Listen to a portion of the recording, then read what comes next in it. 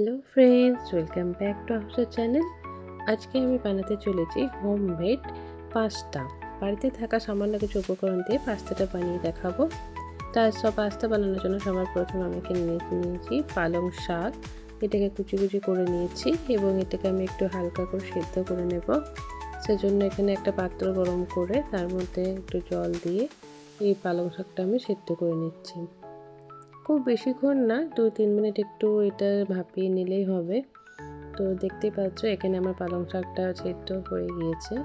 হালকাভাবে সেদ্ধ করে আমি জলটা ঝরিয়ে নিচ্ছি। অল্প পরিমাণে বানাচ্ছি, সেজন্য এখানে অল্প পরিমাণে পালং শাক নিয়েছি। তো এখন আমার পালং শাকটা ঠান্ডা করা হয়ে গেছে, এটাকে আমি একটু পেস্ট করে নিচ্ছি। দেখো আমার পালং শাকটা পুরোপুরি পেস্ট হয়েছে। এখানে আমি নিয়ে নিচ্ছি সুজি। এই সুজিটা নর্মালি সবারই বাড়িতেই থাকে, তো আমি এই সুজিটা দিয়ে পাস্তাটা বানাচ্ছি। এখানে আমি 1 কাপ সুজি নিয়েছিলাম, তার মধ্যে পালং শাকের পেস্টটা দিয়ে দিচ্ছি। অন্যদিকে আমি একটা কড়াই গরম করে তার মধ্যে দিয়েছিলাম কিছুটা তেল, সাদা তেল। তার সাথে আমি দিয়ে দিয়েছি এখানে সবজি, গাজর, আলু, মটরশুঁটি। এগুলোকে একটু ভালোভাবে ভেজে নিলাম। এখন আমি আরেকটা পাত্র গরম করে নিচ্ছি, সস বানাবো। তো আমি এখানে সব কিছু বাড়ির ইনগ্রেডিয়েন্ট দিয়ে তৈরি করছি সসটা, যাতে বাচ্চাদের জন্য এটা কোনো রকম ক্ষতিকর না হয়। তো দেখতে পাচ্ছি এখানে কাঁচা লঙ্কা, রসুন, পেঁয়াজ আমি একটু হালকা করে ভেজে নিচ্ছি। আর তার মধ্যে দিয়ে দিলাম টমেটো কুচো। এই টমেটোগুলোকে কুচি করে আমি এর মধ্যে দিয়ে নেড়ে চেড়ে নিচ্ছি। আর আমি এর মধ্যে দিয়ে দিচ্ছি একটু লবণ।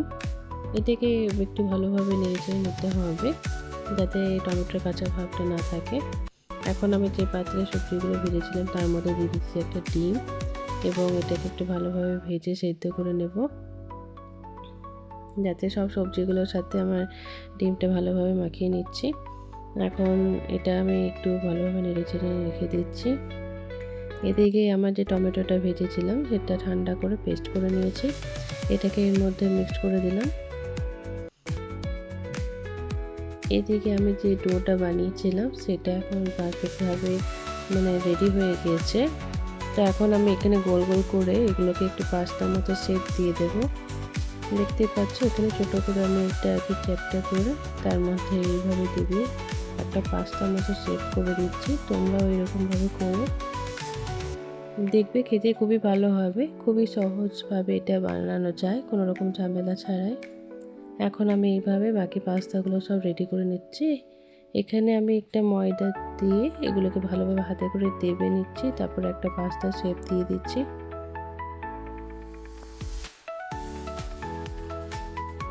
ঠিক এইভাবে করলে কিন্তু পাস্তাগুলো পারফেক্টভাবে দেখতে হবে। এখন আমি একটা পাত্রের মধ্যে জল গরম করে তার মধ্যে দিয়ে দিচ্ছি কিছু সাদা তেল।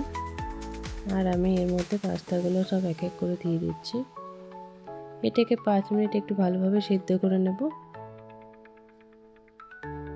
দেখতে পাচ্ছ 5 মিনিট এটা রেখেছিলাম, এইভাবে বয়েল করে সেদ্ধ করে নিচ্ছি পাস্তাগুলো। এবার আমি এটাকে ছেঁকে নিলাম একটা পাত্রে। এখন পাস্তাগুলো আমার পুরোপুরি রেডি হয়ে গেছে। এদিকে যে সবজিগুলো আমি ভেজেছিলাম তার মধ্যে আমি হালকা একটু ম্যাগি মশলা অ্যাড করে দিচ্ছি, আর তার মধ্যে আমি পাস্তাগুলো দিয়ে দিচ্ছি।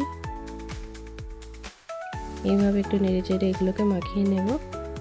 এইভাবে করে দেখবে পাস্তা একদম পারফেক্ট হবে, খেতেও খুব টেস্ট হবে, কোনো রকম হার্মফুল কোনো জিনিস নেই এর মধ্যে। একদম হোমমেড পাস্তা রেডি। তো খেতে খুবই ভালো হয়েছিল, তোমরা কিন্তু অবশ্যই বাড়িতে ট্রাই করে দেখো। আশা করি তোমাদেরও সকলেরই ভালো লাগবে। তোমরা চাইলে এর মধ্যে আরও অন্য কিছু ভেজিটেবল অ্যাড করতে পারো। ভিডিওটি পুরোটি দেখার জন্য অসংখ্য ধন্যবাদ।